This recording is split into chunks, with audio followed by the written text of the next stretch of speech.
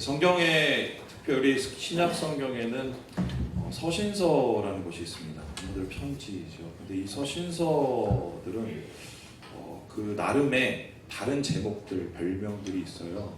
예를 들어서 요한의 서신, 1서, 2서, 3서를 가리켜서 어떤 별명을 부르냐면 사랑의 편지라고 합니다.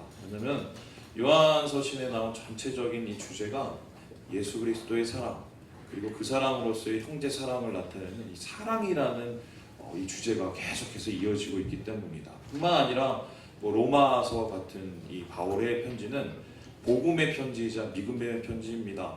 왜냐하면 이 로마 교인들이 흔들리고 있는 믿음을 붙잡기 위해서 복음의 신비, 능력들을 밝히 써놓은 것이기 때문에 바로 이 로마서의 다른 별명을 가지고 우리가 복음의 편지, 믿음의 편지라고 하고 있습니다.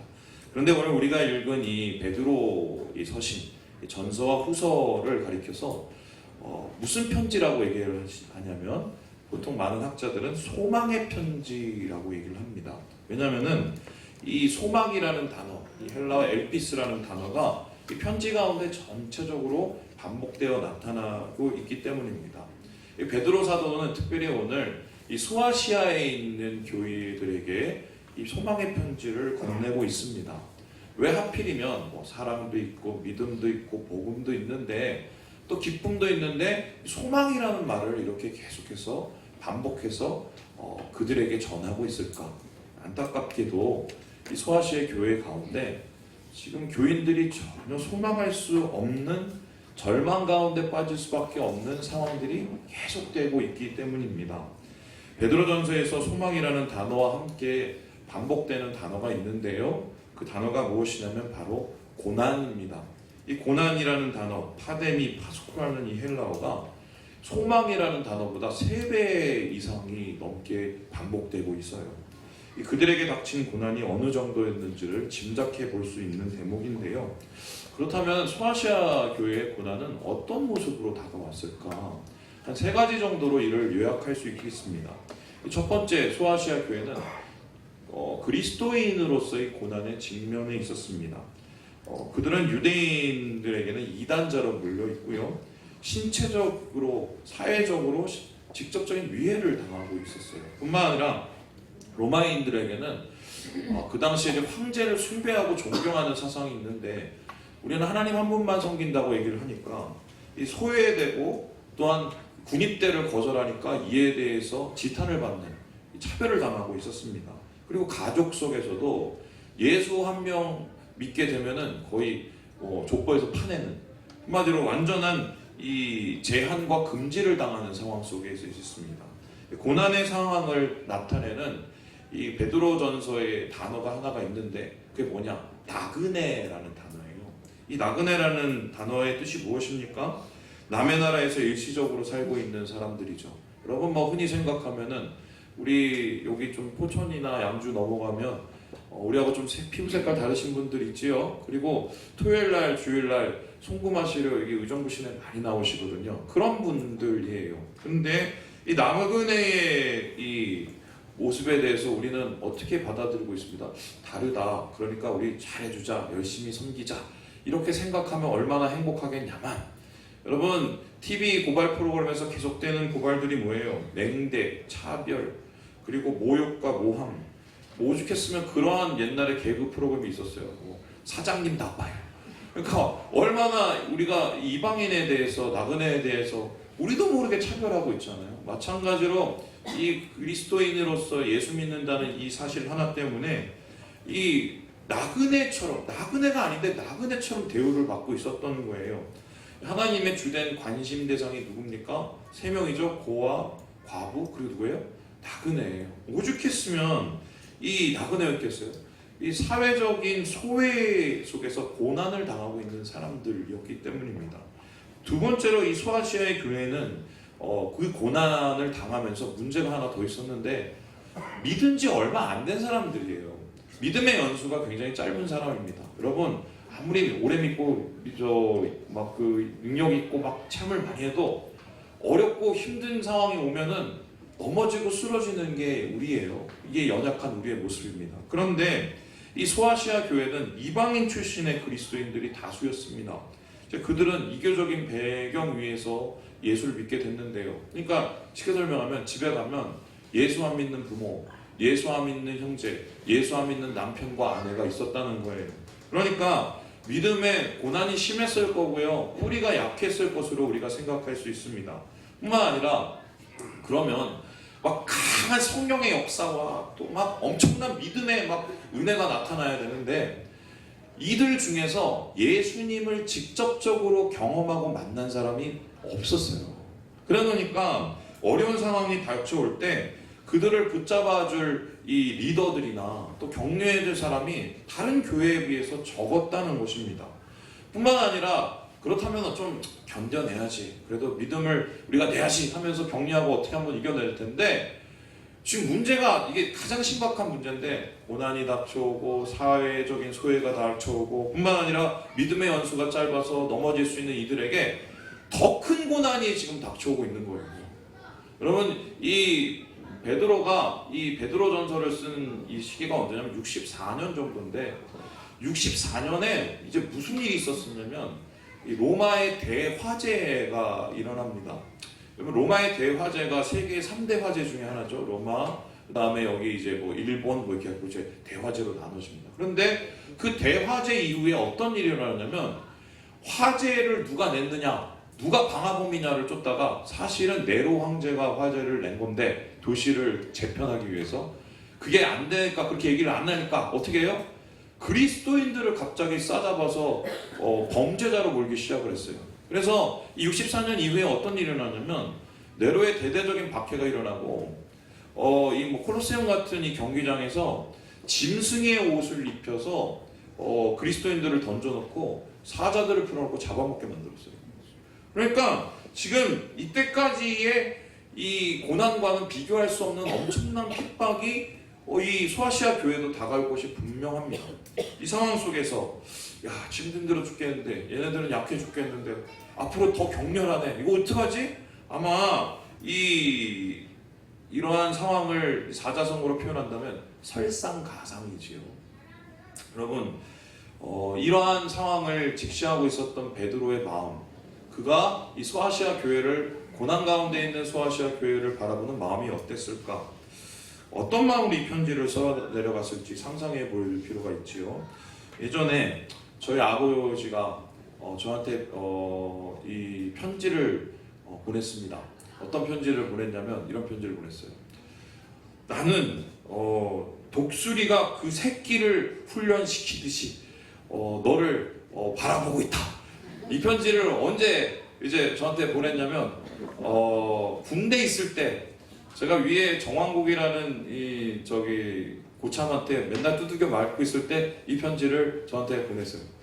여러분, 참고로 독수리가 새끼를 어떻게 훈련시키냐면 아시죠?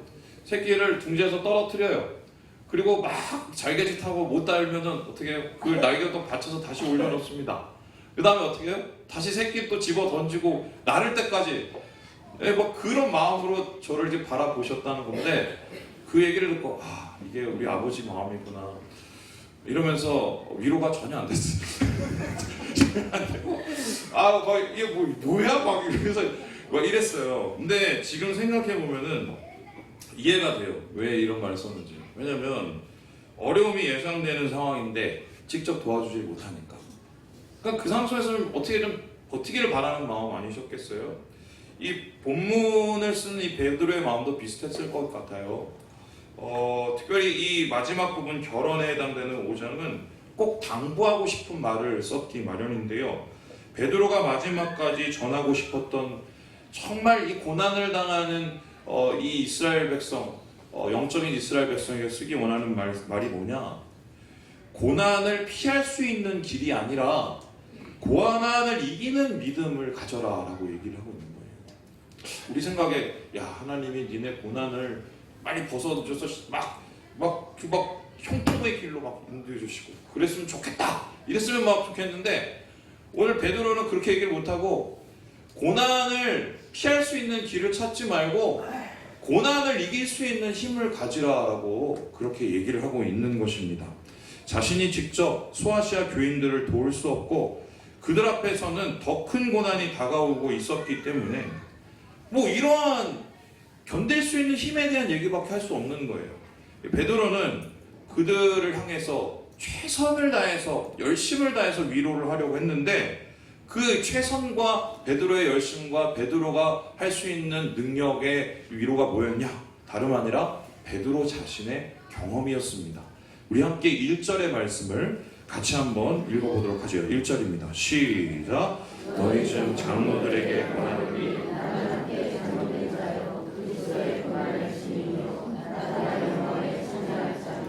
오늘 베드로는 자기를 가리쳐서 고난의 증인이라고 얘기합니다. 증인이라는 것은 보고 듣고 체험하는 사람을 뜻합니다. 그가 본 고난이라는 것은 무엇이냐? 그리스도의 고난인데 우리는 그 고난이 십자가라는 것을 잘 알고 있습니다. 베드로는 한마디로 십자가의 증인이었어요. 예수님께서 어떻게 골고다 언덕을 오르셨는지, 십자가 위에서 어떻게 하나님께 부르짖었는지를 보고 들었습니다. 뿐만 아니라 그는 예수 그리스도의 그 십자가를 바라볼 때 떳떳할 수가 없었어요. 왜냐하면 예수님이 가장 고통받고 있는 그때 베드로는 무엇을 했습니까? 부인하고 도망가고 달아났던 것입니다. 예수님의 십자가를 생각할 때 베드로는 치욕과 상처를 생각할 수 있지만 지금 오히려 자신을 고난의 증인이라고 떳떳하게 밝히고 있습니다. 그 이유는 무엇입니까? 고난이 고난으로 끝나지 않고 십자가가 십자가로 그냥 끝난 게 아니라 십자가 고난이 부활의 승리와 연결되기 때문입니다.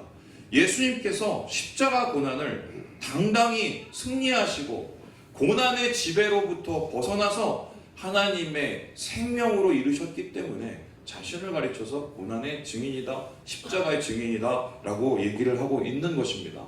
그렇다면 오늘 베드로가 이 고난의 증인을 자처하면서 지금 소아시아의 교인들을 위로하려는 그 방법을 도대체 무엇일까요?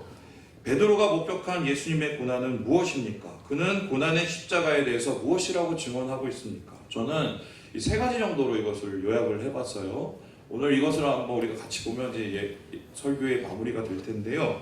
첫 번째로 베드로가 경험한 이 예수님의 고난은 무엇이냐? 우리 함께 같이 읽어보죠. 시작. 고난은 잠깐이다. 다시 말해서 고난이 오랜 시간이 아니라 잠시 동안의 고난이라고 지금 베드로가 얘기하고 있는 것입니다. 우리 함께 10절의 말씀을 같이 한번 읽어보겠습니다. 10절의 말씀입니다. 시작. 모든 은혜 하나님 그리스도 안에서 너희를 부르사 자기의 영원한 영광에 들어가게 하시니라. 상관없는 하나님을 심히 존경하게 하시며 구원하게 하시며 강하게 하시며 권하게 하시며. 오늘 베드로는 예수님께서 당하는 고난이 잠깐의 고난이었다고 말하고 있습니다. 뿐만 아니라 이 세상 속에서 그리스도인들이 당하는 고난이 잠깐의 고난이라고 얘기를 하고 있습니다. 여러분 이렇게 얘기를 할 때 분명히 동의하지 않는 분들이 있을 거예요. 그 이유들을 보면 한 두 가지 정도로 생각해 볼 수 있습니다. 첫 번째는 예수님 인생이 고난에 가까운 인생이에요. 기쁨에 가까운 인생이 아니었다는 것입니다. 히브리서 4장 15절에는 예수님이 우리의 연약함을 동정하셨다, 다 경험하셨다라고 얘기를 하는데 주님의 인생 가운데 고난을 몸소 경험하시고 고난 가운데 사셨다는 것을 의미합니다. 성경에는 예수님의 12살 이후의 인생이 기록되어 있지 않아요. 하지만 추측할 수 있는 것은 우리가 흔히 바라는 행복한 상황은 절대로 아니었습니다. 아버지 요셉이 죽었을 것이고요. 자기가 가장이 되어서 가정을 꾸려나가야 됐을 것이고 가난한 동네, 먹을 것도 별로 없는 동네, 일자리도 없는 동네에서 가난을 경험하고 사셨을 것입니다. 뿐만 아니라 이 예수님의 이 고난의 경험은 이후에 자기 자신을 가르쳐서 다른 영혼을 보면서 민망히 여기고 불쌍히 여기고 함께 고통한다고 표현하는 걸 보면 예수님의 인생이 얼마나 고난 속에 있었다는 것을 우리 한번 상상해 볼 수 있었다는 것입니다. 그래서 인생 자체가 고난인데 무슨 고난이 잠깐이야 이렇게 우리가 생각할 수 있어요. 두 번째, 예수님의 고난, 우리의 고난이 잠깐이라는 것에 우리가 동의하지 않는 이유는 시간적으로 그럽시다. 그래 인생에서 십자가 고난 그때만 우리가 한번 고난이라고 쳐보세요. 잠시 잠깐의 고난이라고 한번 쳐보세요. 하지만 최악의 고통이었어요.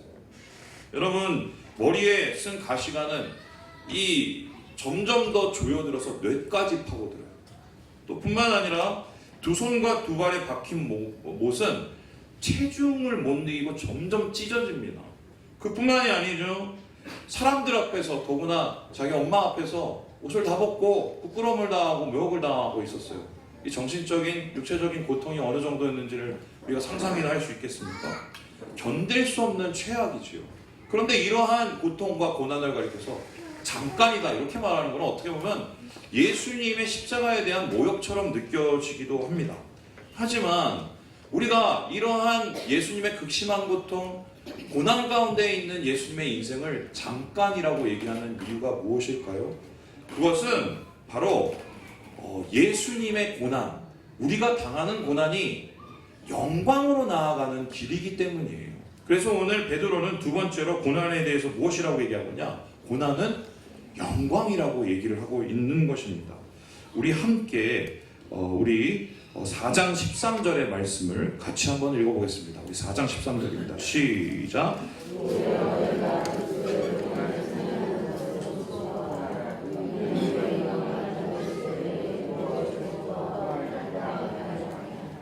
한 목사님이 베드로전서를 요약을 하기를 어떻게 요약을 했냐면 고소영이라고 요약했어요. 고소영. 아니 무슨 연예인이냐? 이게 아니라 베드로전서를 나타낸 세 가지 키워드예요. 첫 번째가 고난, 두 번째 뭐예요? 소망, 세 번째가 뭡니까? 영광이에요. 영광. 이게 베드로전서의 전체 내용입니다. 여기서 특별히 영광이라는 말은 헬라어로 독사인데요. 직역하면 빛, 광채라는 뜻입니다. 예수님의 십자가는 분명 혹독한 고난이었지만 십자가가 곧 인생의 끝을 이야기하는 것은 아니었습니다. 영광으로 나아가는 문이었다는 것이죠. 하나님께서는 예수님을 무덤 가운데 머물게 하지 않으시고 영광의 빛을 비추어 주셔서 사망을 이기게 해주셨습니다.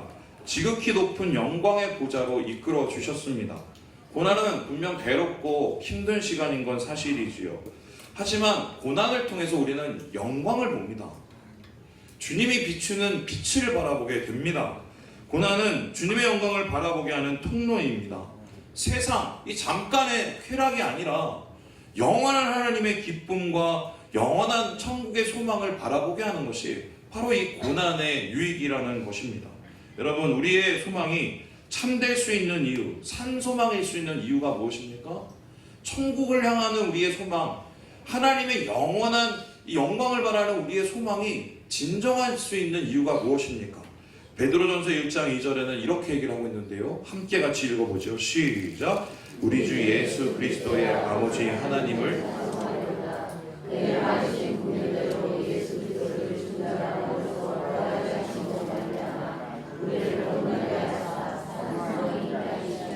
산소망이 된 이유는 주님께서 우리를 영광으로 이끌어 나가신다고 약속하셨기 때문이에요.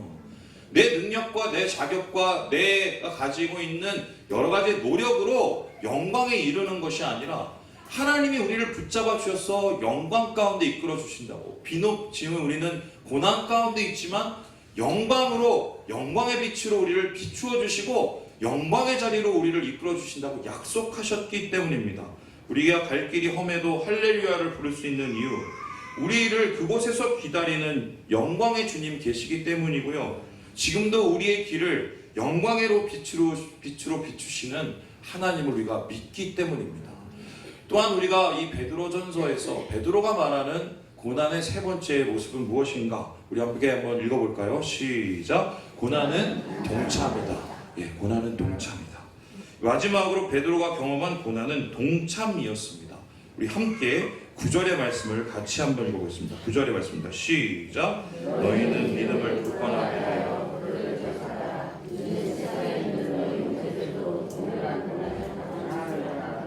오늘 베드로는 자신이 처한 혹은 소아시아 교인들이 처한 고난의 상황을 어떻게 비유하고 있냐면 을렁대며 먹이를 찾아다니는 사자 앞에 서 있는 사람으로 표현하고 있어요. 여러분, 여기서 사자는 원수 마귀를 뜻하고 뿐만 아니라 여기에서의 먹이는 바로 우리들입니다. 연약한 신앙이 없는 우리들. 그런데 이 세상 자체가 사탄의 정복지지요. 사탄은 지금도 죄를 구실로 인간을 구속하고 인간을 고난 속에 몰아넣고 있습니다.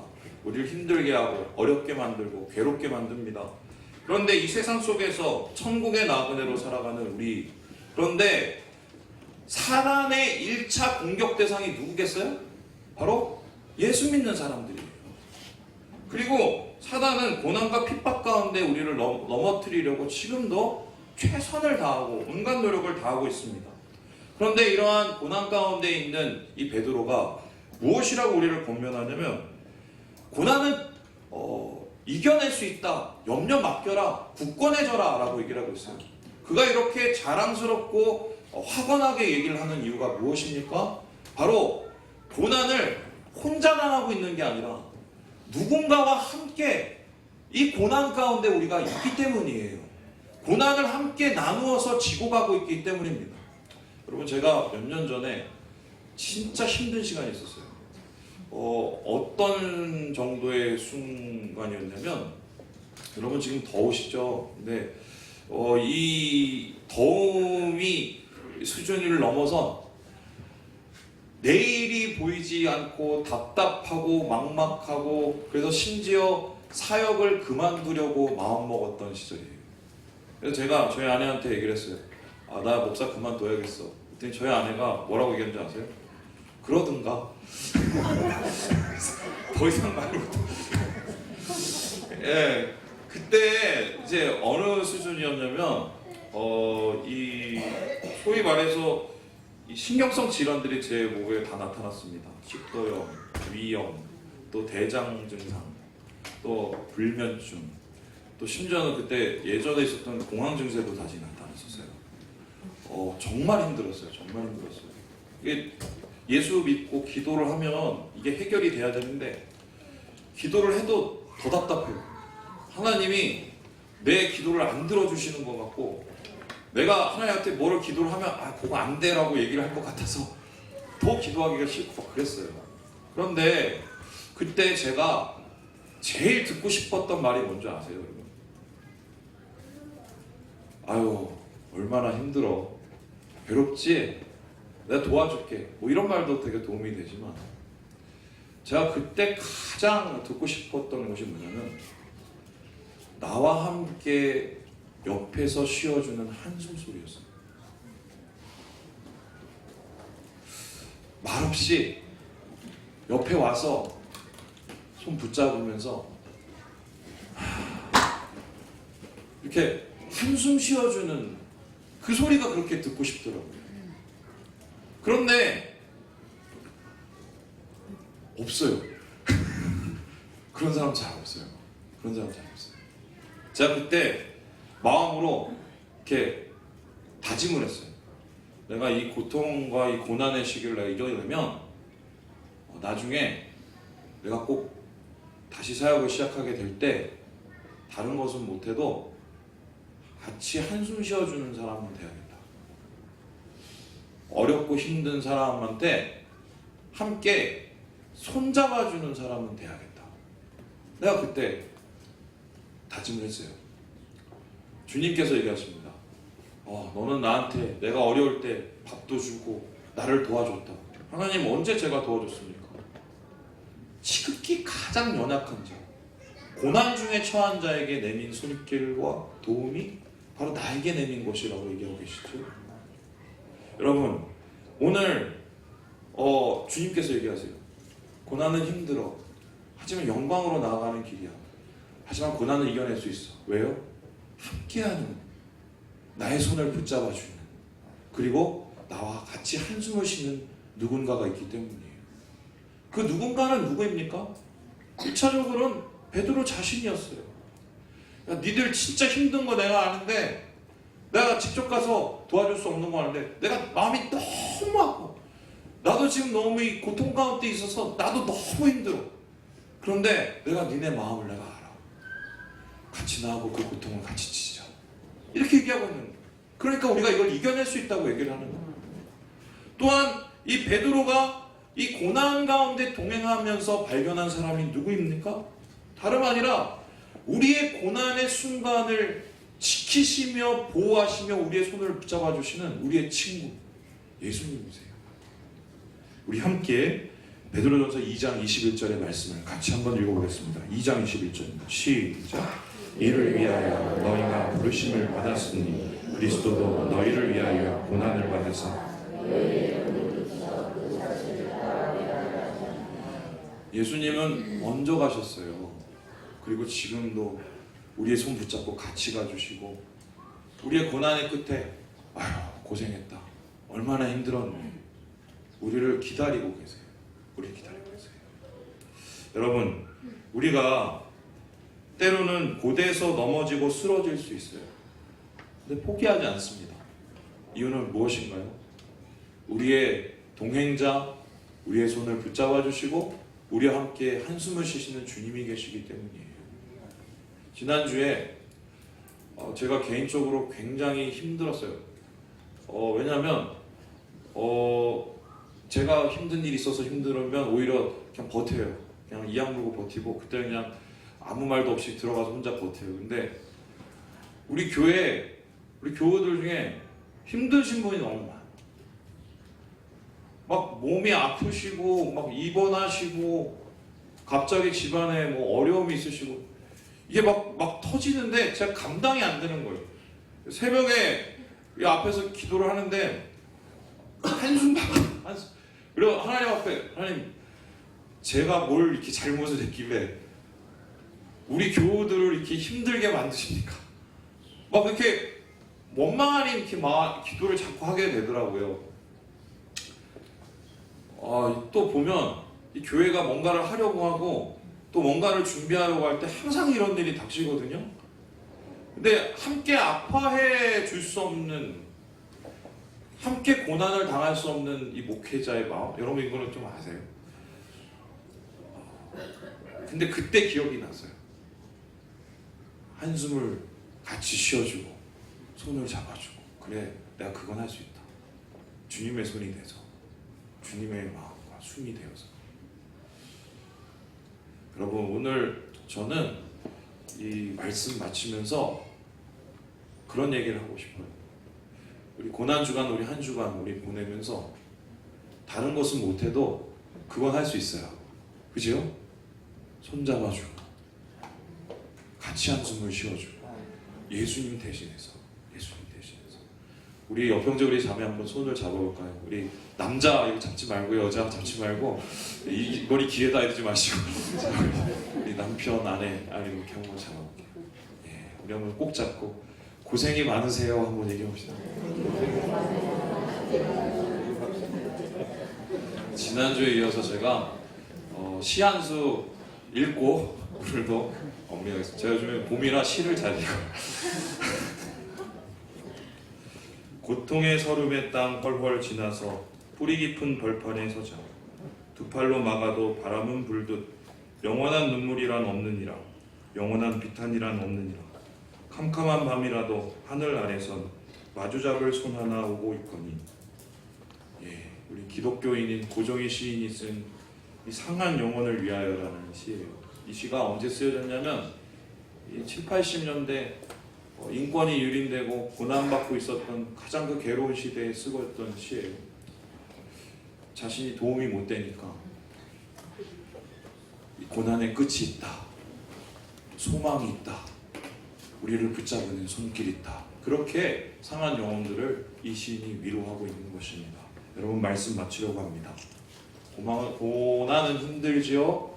하지만 소망이 있고 영광이기에 이겨낼 수 있습니다. 함께 할 수 있는 형제 자매들이 있어서 우리의 친구이신 우리의 동행자이신 예수님이 있어서 우리가 기쁨으로 감당할 수 있어요. 이 한 주 주님 안에서 은혜롭게 기쁨으로 이 길을 함께 하시는 우리 모든 성도들 되시길 주님의 이름으로 축원합니다. 기도하겠습니다.